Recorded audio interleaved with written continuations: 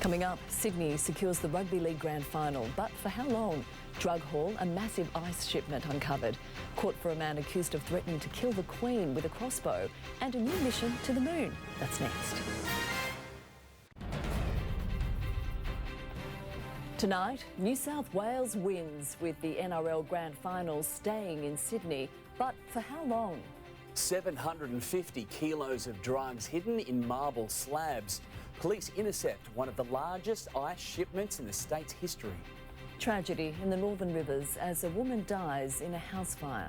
The fresh search for a man who went missing at Lake Macquarie more than 2 years ago.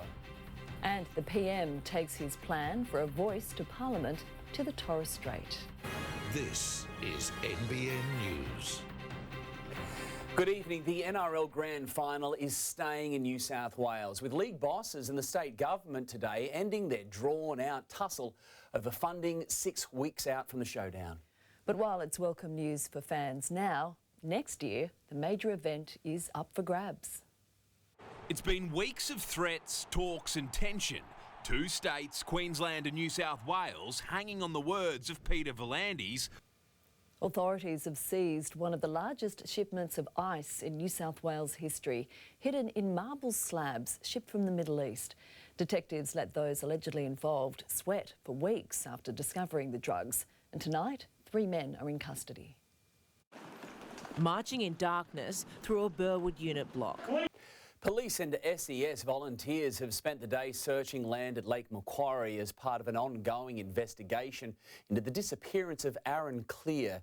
Olivia Grace Curran joins us from the newsroom. Olivia, what sparked this new search?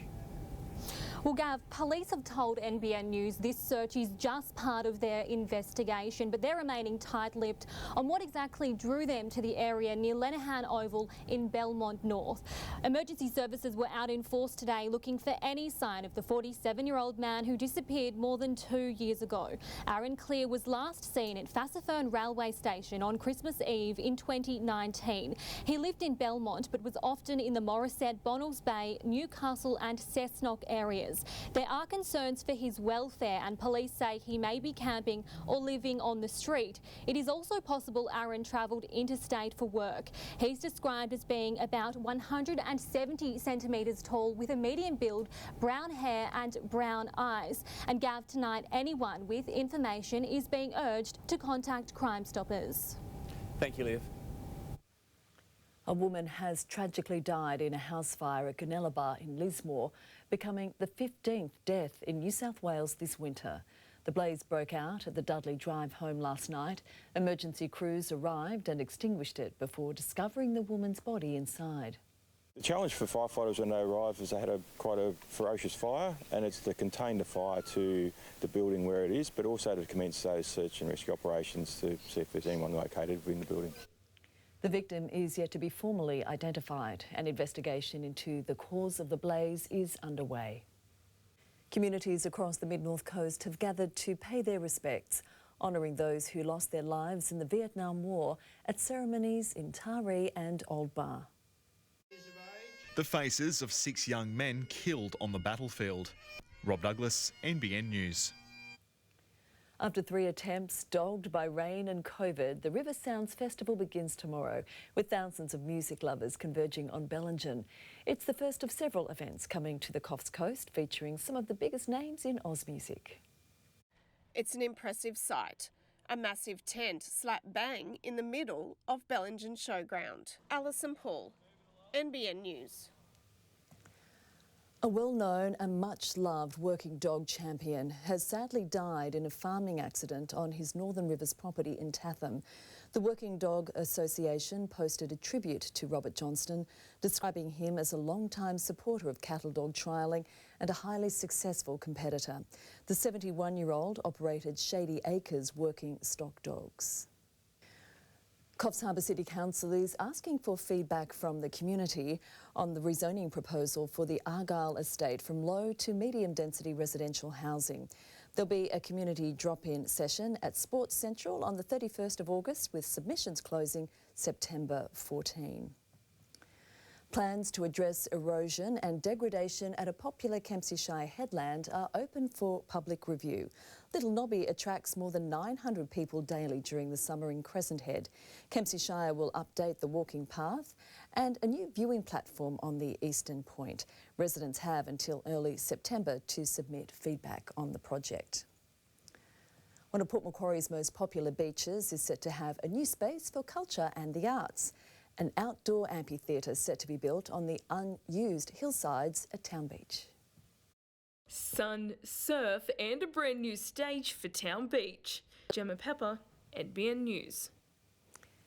There's a touch of spring in the air today. Let's take a look at the top temperatures. It really did warm up. Port Macquarie 21 degrees, at Kempsey today a maximum of 22, 23 at Grafton. You're watching NBN News. Still ahead, a possible breakthrough in the cold case death of teenager Arthur Haynes. A man faces court in London accused of trying to assassinate the Queen. And later tonight, the Knights player juggling season kickoff with raising a bub.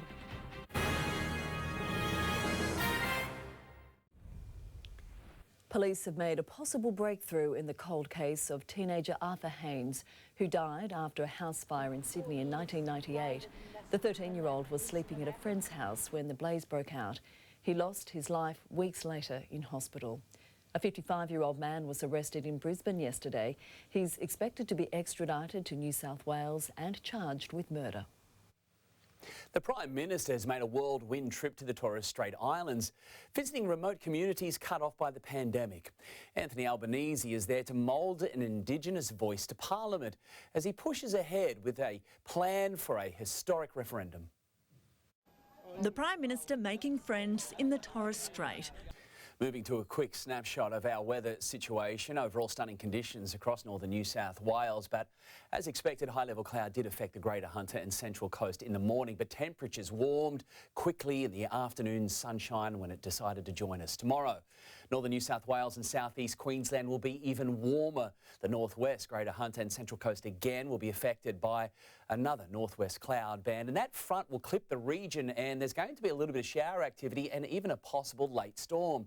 So the mid-20s are on the way for areas north of the Coffs Coast, cooler elsewhere due to that cloud and that next change on its way. More local details later. Coming up next, a prominent greyhound trainer accused of giving one of his dogs alcohol, then betting against it. Also ahead, NASA's mega moon rocket arrives at the launch pad. And police help a brave little girl realise her dream.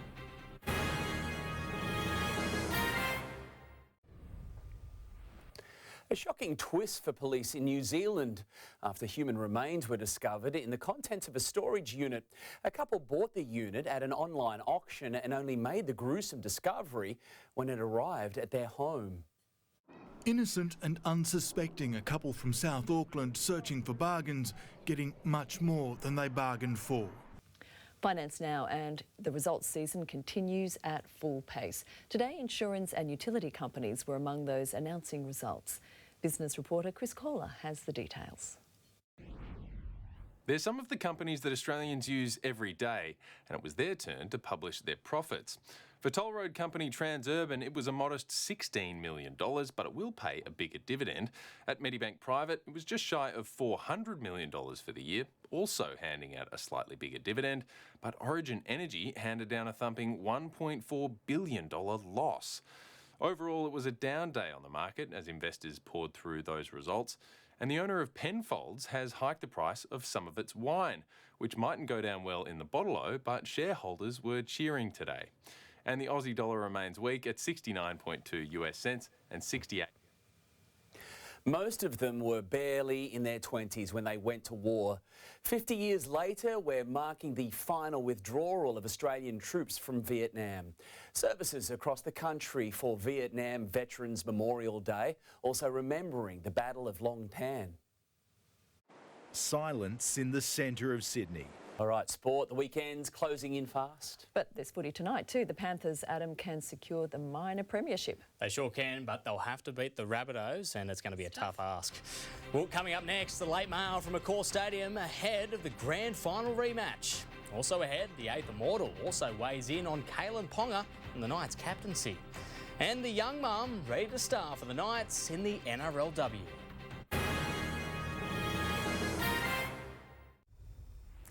The Rabbitohs continue their push towards the top four tonight, while the Panthers can clinch the minor premiership. It's a high-stakes grand final rematch. James Bracey and Andrew Johns have the late mail. The third last round of the season is here. Andrew Johns is with me at a core stadium. Hello, Joey. Hey, Bryce. Grand final rematch, Mark II this one. And for South Sydney, they come off a drubbing of Parramatta at Combank Stadium. Latrell Mitchell has overcome any groin issue he did have, and Lachlan Ilias. OK, thank you, Andrew. It will be a beauty to kick off round 23. Live and free right here on Nine's Wide World of Sports. Meanwhile, Andrew Johns says question marks surrounding Kalen Ponga's role as Knights captain are warranted, but still believes he's the man for the job. The Knights great admits Ponga and Kurt Mann being kicked out of a toilet cubicle on the weekend was a bad look. It hasn't taken long for Trent Barrett's coaching career to be revived. The sacked Bulldogs boss signing on as an assistant at Parramatta from next season. The Eels are hoping Barrett can bring the best out of their halves, like he did with Nathan Cleary at Penrith. Trent Barrett was kicked out of the kennel, but Brad Arthur had no hesitation handing him the keys to the Eels' attack. Still ahead in sport, a straight sets defeat for Nick Kyrgios ahead of the US Open. And Australia's Jack Robinson sets the bar high at the Tahiti Pro. Old Bar will be looking to secure a home semi-final when they face the Port Sharks in Group 3 this weekend. Reporter Rob Douglas caught up with CEO Mal Drury. Mal, we're knocking on the door of the finals. It's round 14. Old Bar, they've still got a catch-up game next week, but they can probably secure a home semi-final if they can beat the Sharks. Can they get it done here? Yeah, I think their form the last couple of weeks, Rob, they will certainly give Port Sharks, it'll be a great contest. Yeah, it should be a pretty fair game of footy, actually. State of Origin touch football returns to Coffs this weekend, with 700 players competing across 18 divisions. New South Wales is hoping to take home the Shield for the 9th time. Such a proud history that New South Wales Touch, have established, and it's something that we don't want to let go of, that stranglehold. We've had a couple of camps in the lead up and we're well and truly ready to go. Games kick off tomorrow at 2 p.m, wrapping up on Saturday night. Coffs United is now 3 points clear of second in the Coastal Premier League after a 6-0 win over the Port Saints. The scoreline vastly different from when the teams tied just 4 days ago. Habib Narouni was first to score for the Lions with an effortless volley into the bottom left corner. And guys, that's our look at sport. Thanks, Adam. All right, lovely stuff and lovely weather too. Not half bad at all. How long will it last? In place next.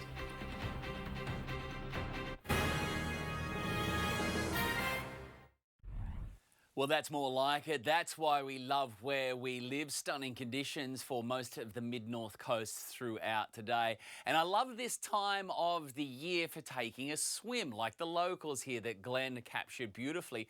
The water, yes, it's cooler, but it's much clearer because of the westerly. So you also have no blue bottles, and a lot of the time you have no seaweed either. It's just quite refreshing when you take a little dip, but just incredible clean conditions up and down the coast, finally.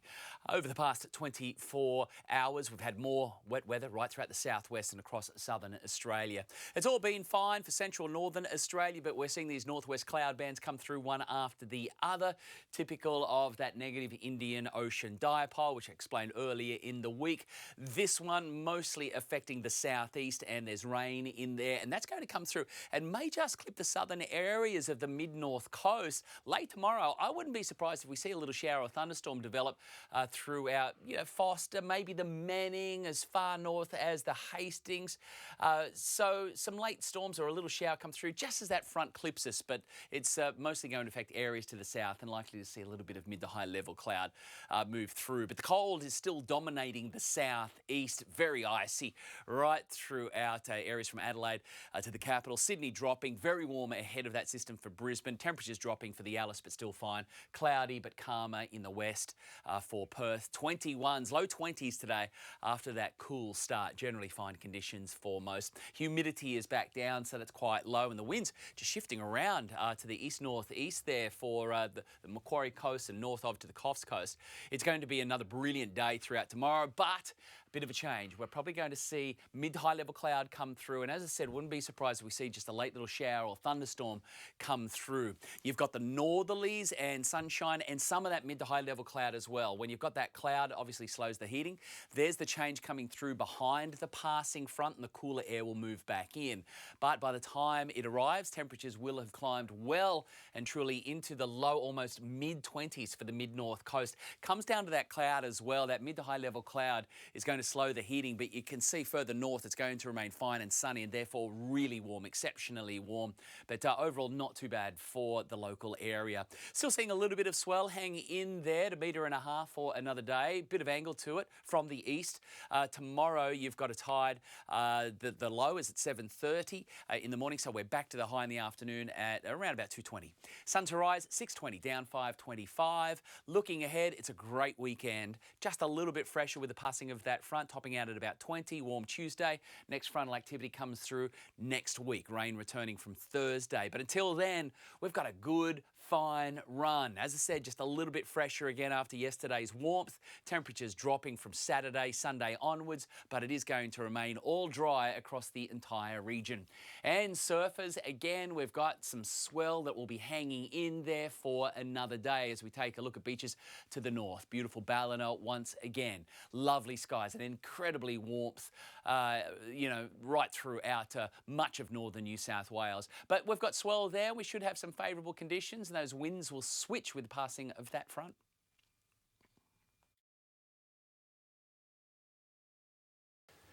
So, Tash, I can kind of see spring from here. Yeah. Can you feel it? I can definitely feel it. Particularly across northern New South Wales. Yeah. Mid-20s tomorrow. It's so going to be nice. Very nice. We're all going to enjoy it. Yes. Thank you. That is NBN News for this evening. A current affair is coming up next, followed by Thursday night footy. Good night.